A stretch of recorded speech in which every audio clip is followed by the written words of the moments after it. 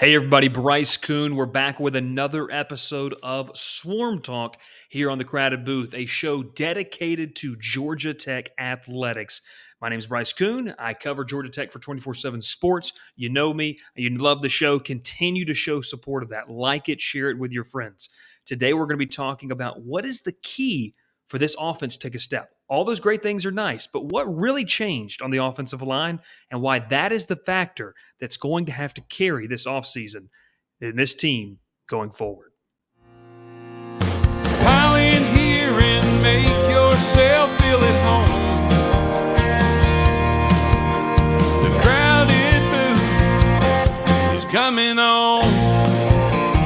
The Crowded Booth with Bryce Koon.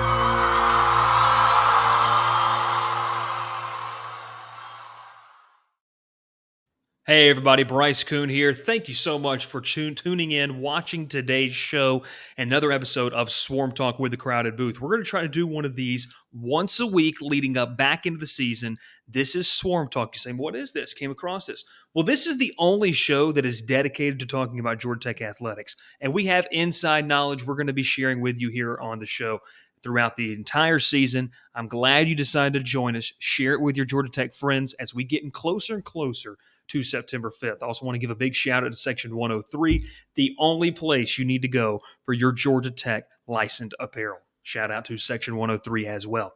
Well, listen, today we're talking a little bit about what it is and what it means to be successful for Georgia Tech's offense in 2022.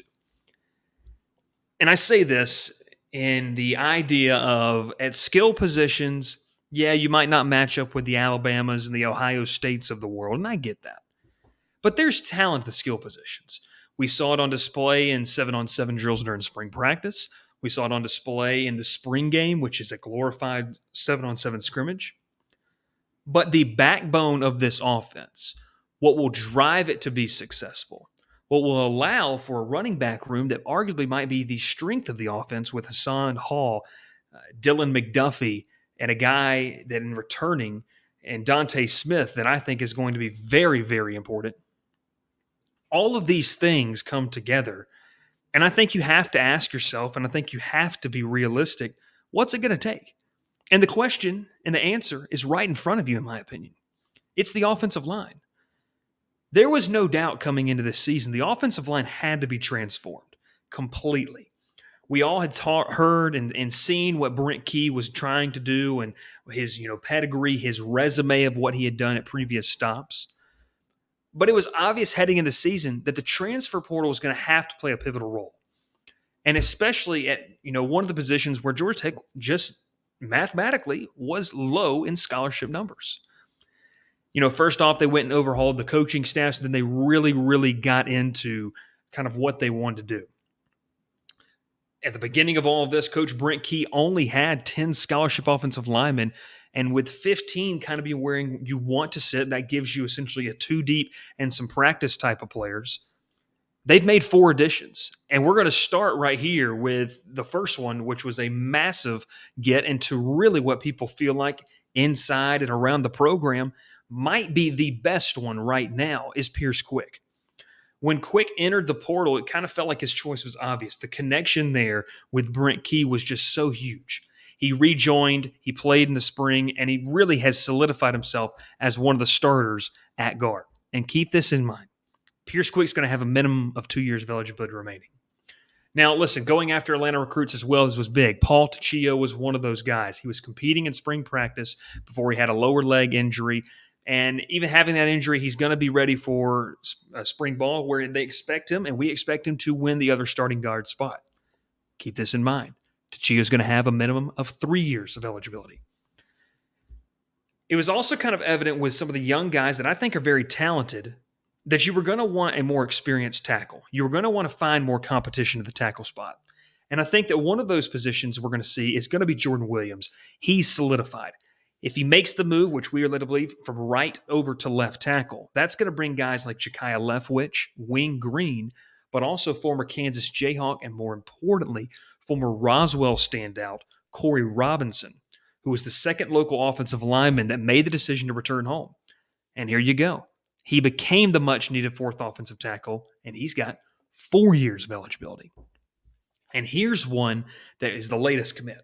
RJ Adams, out of Kentucky, was highly sought out coming out of high school. He can play any of the three interior, left guard, center, and right guard. And a guy like Weston Franklin, who I think we're all high on, but has struggled at times with his snapping ability, RJ Adams is expected to and can be the guy that can fill in at the center spot. And he's got 3 minimum years of eligibility. So you say, Bryce, all that's great. And what does that mean?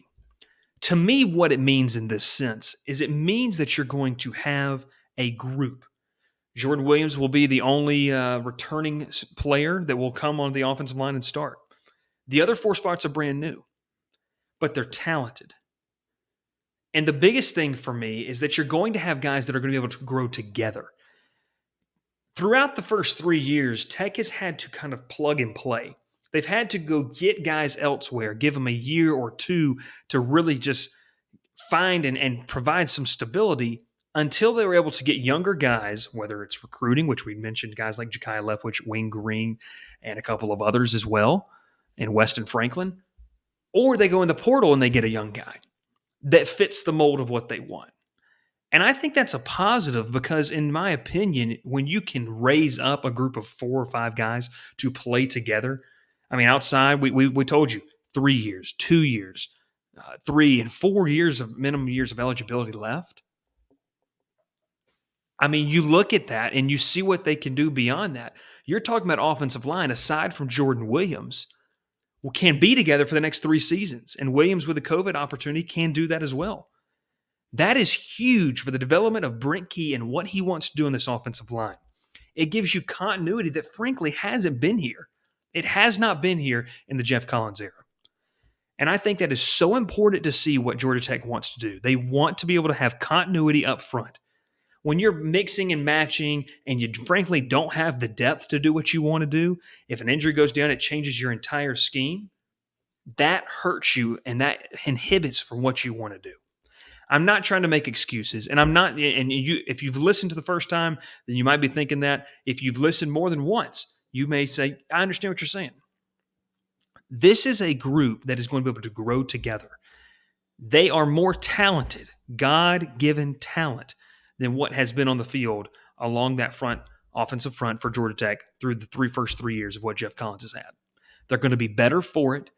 They are the body style, the body type that you need at the Power 5 Division I level. Tech has not had that. They have not had that. And you say, well, they've had the weight. Yeah, but have they had the quickness? Have you watched the SEC play? Have you watched Clemson play? Have you watched Wake Forest and Pitt play last year? Have you watched the upper echelon of college football play? It's not just seeing on a 24/7 profile, a rival's profile, a kid's Twitter page, oh, he's 6'5", 330.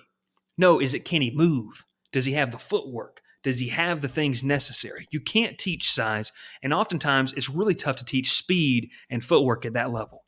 You can, but you can only get them so far. The ceiling for this group is way higher than anything we've seen through the first 3 years. Once again, I tell you, not trying to pump sunshine, not trying to blow smoke. It's just the fact of the matter is that they now have something they can work with.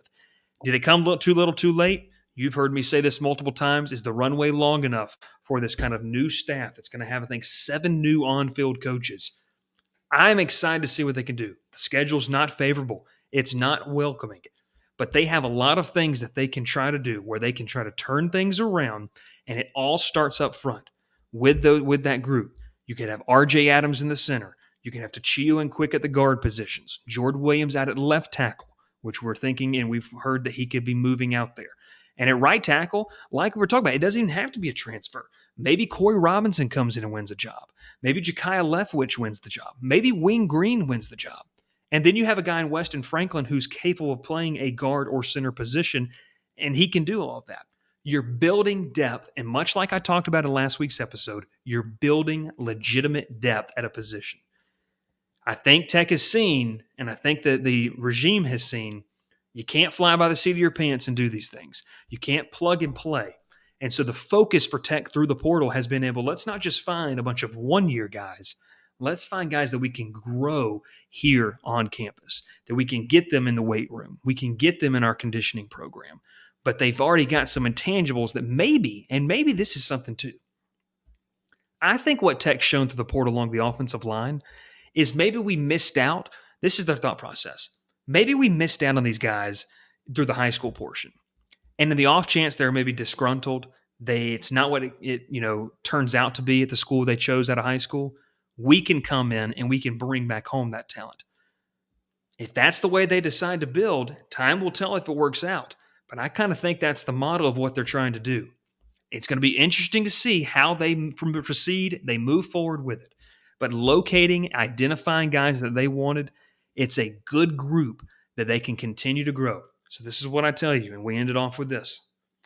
Multiple years of eligibility, the ability to recruit, size already, speed, footwork is massive for what they want to do. I think the Georgia Tech offensive line is going to be what makes this offense go.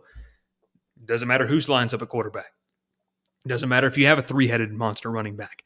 It doesn't matter if DJ Moore is running circles around defenders in the secondary. It doesn't matter what anyone else is doing. Leo Blackburn, E.J. Jenkins, Dylan Leonard. It doesn't matter any of that. That offensive line has to be better. There's no excuse. I think now they have a foundation that's a realistic one at the Power 5 Division I level that they can work with. This has been Swarm Talk. My name's Bryce Koon. Please hit that subscribe button if you are a Georgia Tech fan. If you're an Atlanta sports fan, we've got great Braves content. We've got college football content as well as we continue to bring some great episodes. We got some great guests coming up. And don't forget, each and every single week, we're going to have one episode talking about Georgia Tech. We might get some more because that news keeps on coming. So long, everybody. We say thank you. We appreciate it. And so much. Continue to get those numbers up. You all do a fantastic job. You drive this show. You make it what you want it. You tell me. Hit me on a DM on Twitter or let me know right here in the comments section below. Thanks, everybody. Have a fantastic rest of your week.